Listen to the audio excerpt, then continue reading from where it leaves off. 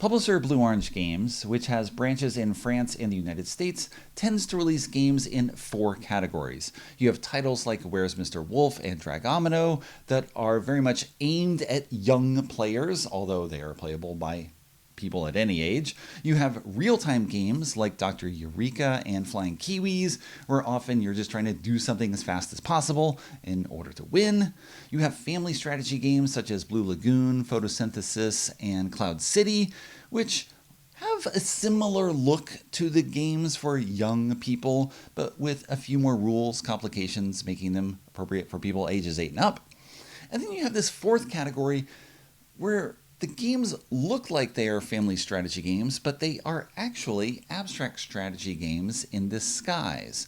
You have titles like Battle Sheet by Francesco Roda, which is a fantastic 2 to 4 player game that was originally released as an abstract strategy game splits with just plain wood pieces and then dressed up in this family-friendly appearance as Battle Sheep. You have Attila by Bruno Faiduti, which is a very simple abstract strategy game in disguise.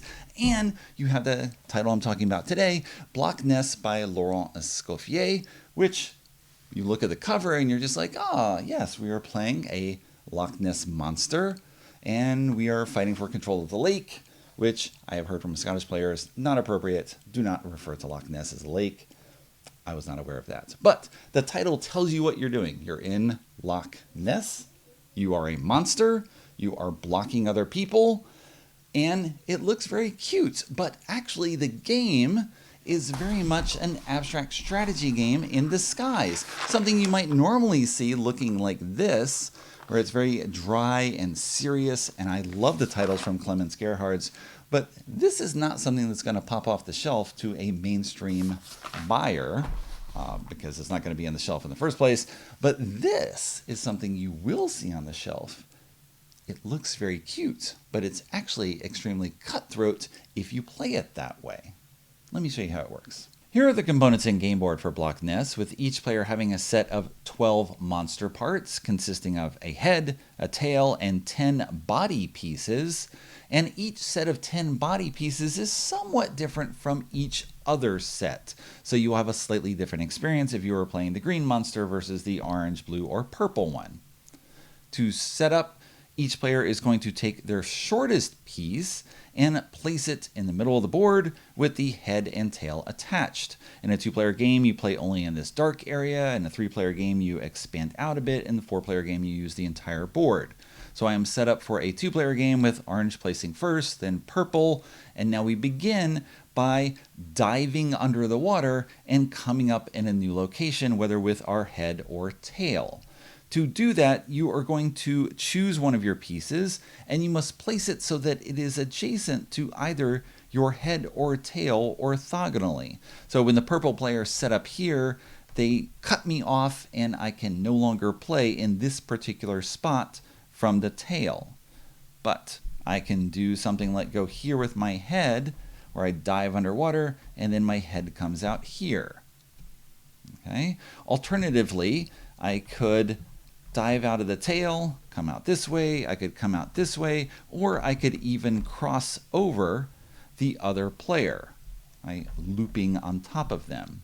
You can loop on top of other people or even on yourself, but you cannot go under someone. You cannot go over someone's tail or head. So if the purple player were going, they could not take a piece and put it this way to rise above my tail, because that's just rude. Come on, don't be gross, man.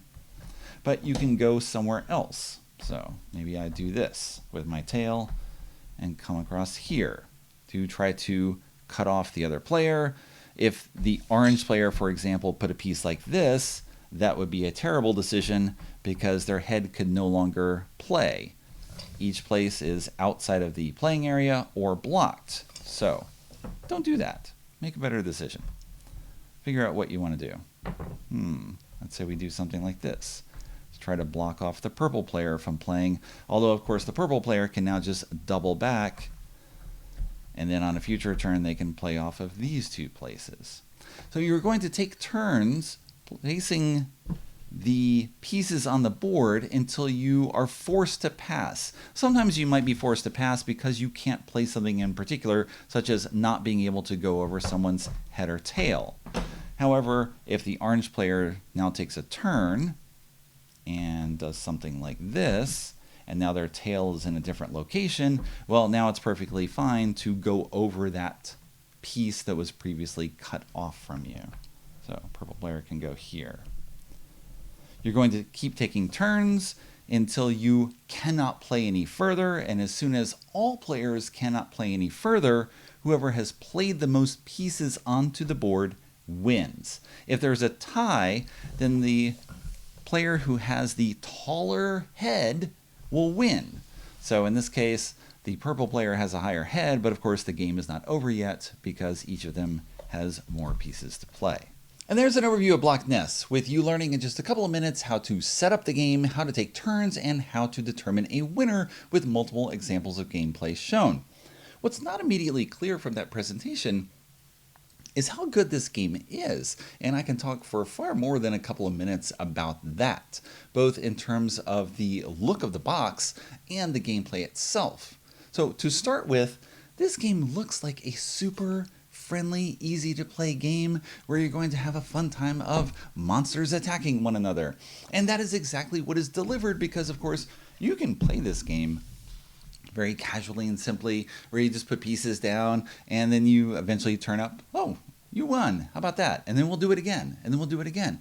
But you can also play it far more thoughtfully, where you are trying to look ahead multiple turns and you see what pieces other people have available. Where can they play in the future? Where can you play? And you can think ahead a bit more for how the game might play out if you're going to plan what to do for the next turn or the turn after that.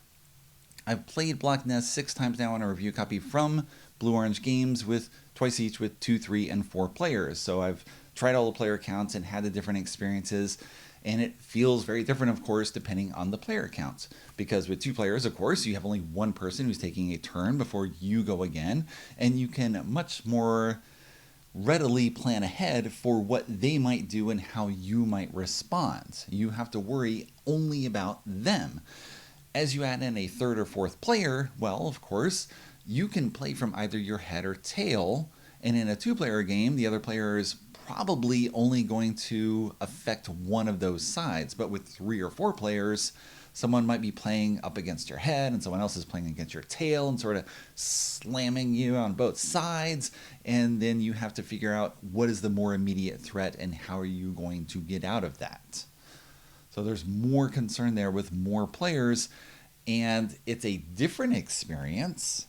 It's not really a different game, but it feels very different just because there's more to worry about. And you're much more concerned about possibly carving some space for yourself in which to play in that no one else can play in. Possibly taking one of your tall pieces that no one else can play over and building a wall for yourself and trying to get this little territory that only you can play in, which one of the players did in a 4-player game where they were the dark blue player and they used their tallest, longest piece here. Their tallest piece has the most length, and so it covers this big area, and they try to just do a wall to block off area for themselves, which we then immediately attacked because we knew we couldn't let him do that. With 2 players, of course, all right, you're looking only at what they have and trying to play off them. And at the same time, you're trying to both attack and defend. You're trying to give yourself room to play in the future while also trying to cut off their opportunities for growth. They're trying to do the same to you. If you're not careful, of course, you can make terrible mistakes and just end the game very quickly.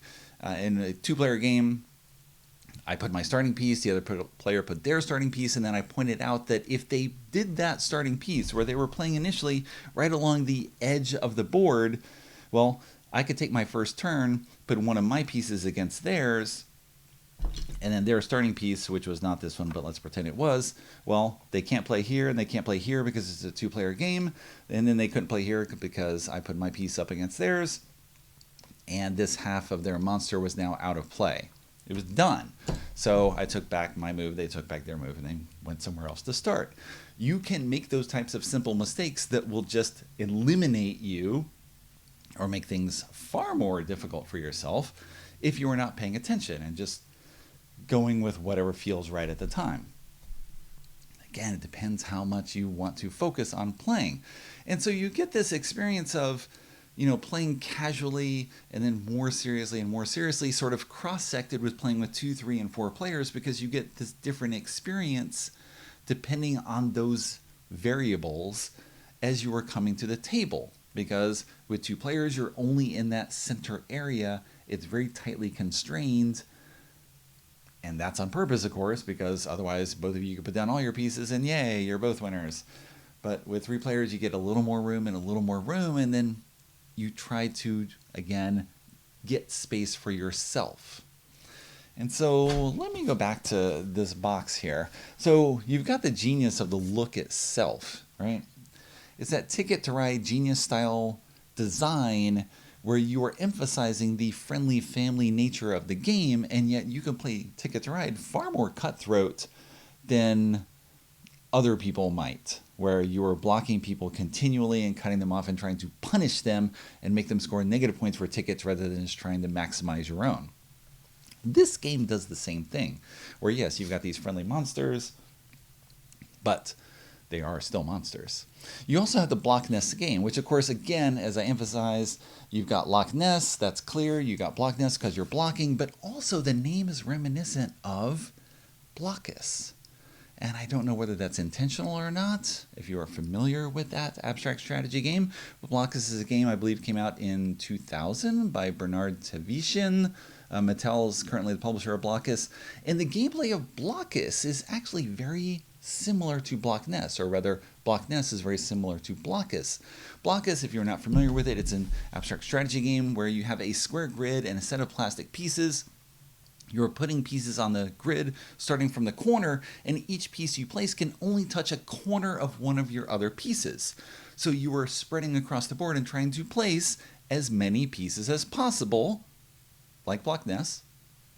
And you are trying to spread out, and often you are trying to sort of carve out areas in which only you can play in the future. And you just leave that there. You sort of build a wall of pieces, and hopefully no one else can play in there, and you'll go and play in all these other areas, and then at the end of the game you still got this area to yourself to play in that no one else can go in. Or possibly you end up sharing it with one other person, and you're trying to place a lot of pieces and I'm trying to place a lot of pieces, and we'll both sort of cooperatively nestle against one another because you can be adjacent to an opponent's piece but not your own. And we'll both end up placing lots of pieces in that area, trying to maximize our placements and end up with as few pieces as possible, which is the goal of Block Ness. So it has a very similar feel to Blockus in that you are playing both offensively and defensively with each piece that you put down. I am trying to both cut off your potential movement in the future, either directly by putting a piece that covers a hole that you could play into, or possibly I'm going over you with a wall to try to cut off where you can play, or whatever it is, while simultaneously ensuring that I have places to play in the future. So it's got that dual play where if you're looking ahead, you can try to do everything at once. And the more that you can maximize that, generally, the better you'll do. Because yes, I'm going to hurt you, and then you have to possibly do something crazy that you don't want to do at the moment, but now, okay, fine, I just have to use my tallest piece to get it out of this situation. And if you have used your tallest piece and I still have mine, possibly at the end, I can work towards getting my head onto that tallest piece so that if we tie, I still come out ahead of you. Yes, ahead of you. That is true. If the heads are tied at the end, then it's just a tie game.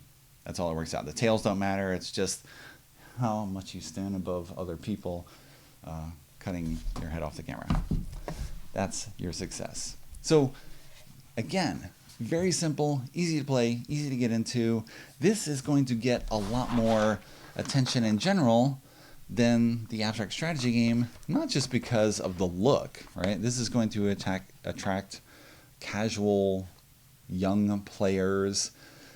Looks like something they're going to grab, where this is not. Of course, this is far more expensive, more like a 30, 40 euro game. I forget how much it was. Whereas Block Ness, I believe, is like 20 bucks, $25, something like that.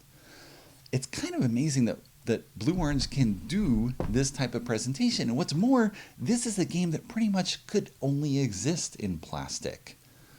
All right? It's a lot cheaper than wood, but can you imagine trying to do wooden pieces like this, where I'm going to balance the head or tail and I have to balance it in this space here on the board, or somehow have pegs and do this? This would be like a $200 game if you were going to do this all out of wood. It's ridiculous. So the look of the game and the actual physical presentation of the game is kind of genius because it does everything ideally. It's perfect for the gameplay experience, but also the look of it and what it's bringing to the table. And then you're going to play in 15 minutes and you're going to be like, oh man, I can't believe you did that. Well, let's play again. And you pull everything out, you start going again. Block Ness.